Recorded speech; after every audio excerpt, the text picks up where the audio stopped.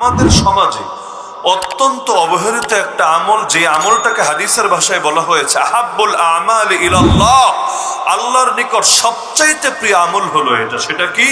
আল হুব্বু ফিল্লাহ ওয়াল বুগদু ফিল্লাহ, আল্লাহর জন্য ভালোবাসা, আল্লাহর জন্য ঘৃণা করা।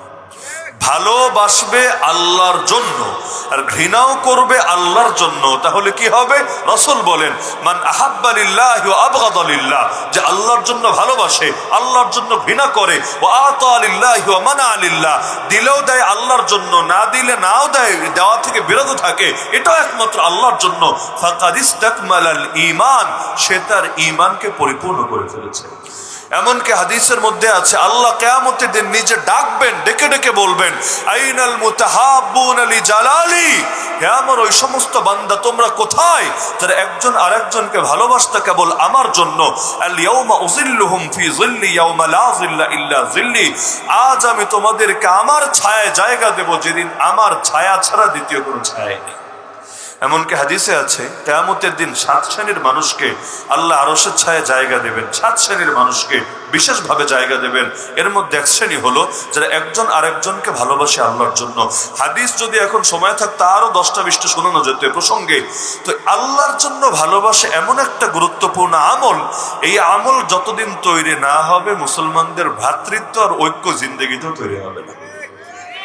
এখন মানুষ ভালোবাসে দলের জন্য, মানুষ ভালোবাসে রাজনীতির জন্য, মানুষ ভালোবাসে ব্যবসায়ী ফিকিরের জন্য, মানুষ ভালোবাসে বিভিন্ন দুনিয়াবি বিষয় আশয়ের জন্য, অথচ মুসলমানের ভালোবাসা হতে হয় একমাত্র আল্লাহর জন্য।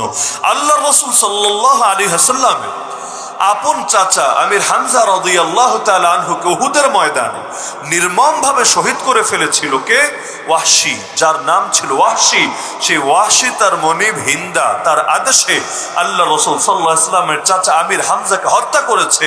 এরপর সেই হিন্দা তার বুক চিরে কলিজা পর্যন্ত বের করে চিবিয়ে খেয়ে ফেলেছে।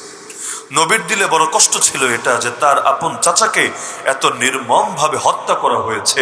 এমনকি সেই যুদ্ধে যে নেতৃত্ব দিয়েছিল এবং পরবর্তী অনেকগুলো যুদ্ধে যে নেতৃত্ব দিয়েছিল কুরাইশের সর্দার, তার নাম ছিল আবু সুফিয়ান। আবু জাহাল মারা যাওয়ার পর যে কুরাইশের সর্দার হয়েছিল, কুরাইশের হাল তুলে নিয়েছিল, কিন্তু আল্লাহর কি কুদরত, সে আবু সুফিয়ানও মুসলমান হয়েছিল। তার স্ত্রী হিন্দা যে কলেজা চিবিয়ে খেয়েছিল রাসূলের আপন চাচার, সেও কালেমা পড়ে মুসলমান হয়েছিল। যে ওয়াহশী আমির হামজাকে হত্যা করেছিল, সেও কালেমা পড়ে মুসলমান হয়েছিল। আল্লাহর নবী 3 জনের তওবাও কবুল করে নিয়েছিল। আর শুধু ওয়াহশী রাদিয়াল্লাহু আনহুকে নবী একটা উপদেশ দিয়েছিলেন, শোনো, আমি তোমার তওবার ব্যাপারে আমার কোনো আপত্তি নাই, ঈমানের ব্যাপারে আমার কোনো দ্বিধা নাই, তো তোমার কাছে আমি একটা কথা বলে দিচ্ছি, তুমি কখনো আমার সামনে আসবা না। কেন? যদিও তুমি কালেমা পড়েছো, মুসলমান হয়েছো, মুসলমানের সব বিধিবিধান তোমার জন্য প্রযোজ্য, তো তোমার চেহারাটা দেখলে আমার চাচার কথা মনে পড়ে যাবে, আর চাচার কথা মনে পড়লে আমি নবীর অন্তরে কষ্ট আসবে।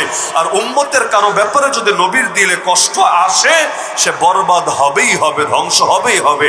কারণ নবীর শান এত ঊর্ধ্বে, কোরআন বলে দিয়েছে লা তারফাউ আসওয়াতাকুম ফাওকা সাওতিন নবী ওয়া লা তাজহারু লাহু বিল কওল কাজাহরি বা'দিকুম লিবা'দ।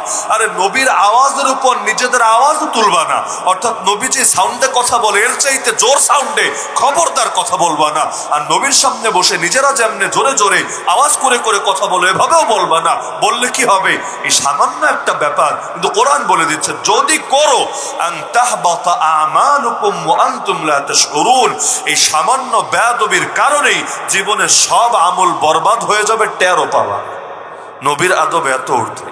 প্রসঙ্গক্রমে একটা বিষয় বলে, যদিও কষ্ট হবে না, মসজিদে হাদিসের তালিম হয় না, হাদিসগুলো পড়ছে কে বিষয় না, পড়ছে হয়তো আমি, পড়ছেন হয়তো আপনি, কিন্তু কথাগুলো আমার কথাও না, আপনার কথাও না। হাদিস মানে কার কথা? আল্লাহ রাসূল সাল্লাল্লাহু আলাইহি ওয়াসাল্লামের কথা। আজকে নবী যদি এখানে থাকতেন, কথাগুলো বলতেন, তার কথার প্রতি সর্বোচ্চ আদব প্রকাশ করা যেমন উম্মতের দায়িত্ব, নবী আমার সামনে নাই কিন্তু হুবহু নবীর কথাগুলোই তো বলা হচ্ছে, এর প্রতিও সর্বোচ্চ আদব প্রদর্শন করা উম্মতের দায়িত্ব। ইমাম মালিকের নাম শুনেছেন? 4 মাযহাবের এক মাযহাবের ইমাম ইমাম মালিক রাহমাতুল্লাহ আলাইহি একদিন হাদিস পড়াচ্ছেন।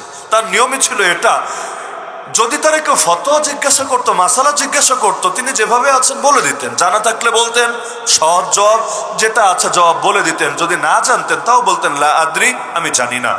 কিন্তু হাদিস যদি কেউ জিজ্ঞাসা করতো, উনি চলতে ফিরতে উঠতে বসতে বলতেন না, তিনি বলতেন আসো, এরপর ঘরে যেতেন, উজু করতেন, পবিত্র হতেন, জামায় খুশবু লাগাতেন,